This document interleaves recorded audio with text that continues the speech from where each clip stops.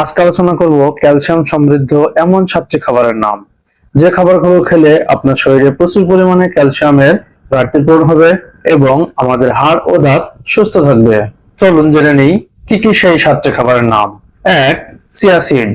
2 table চামচে প্রায় 180 milligram calcium থাকে। 2. তিলের বীজ। ছোট হলেও ক্যালসিয়ামের পাওয়ার হাউস বলা হয় এই তিলের বীজকে। বাদাম শুধু শক্তি নয়, এটি হাড়েরও বন্ধু।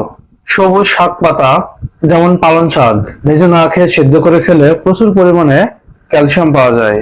ব্রোকলি ক্যালসিয়াম সমৃদ্ধ একটি খাবার।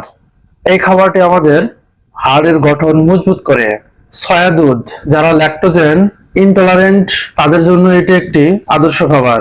মাছ, বিশেষ করে কাঁটাসহ সরিষা, ইলিশ বা ছোট মাছ ক্যালসিয়াম সমৃদ্ধ থাকে, তাই এটি খেলে আমাদের শরীরের হাড় এবং দাঁত মজবুত থাকে। তাই প্রতিদিন এই খাবারগুলো খেলে আপনি ক্যালসিয়ামের ঘাটতি ছাড়াই সুস্থ থাকতে পারবেন। ভিডিওটি ভালো লাগলে লাইক দিন, শেয়ার করুন এবং এমন টিপস পেতে চ্যানেলটি সাবস্ক্রাইব করে সাথেই থাকুন। ধন্যবাদ সবাইকে।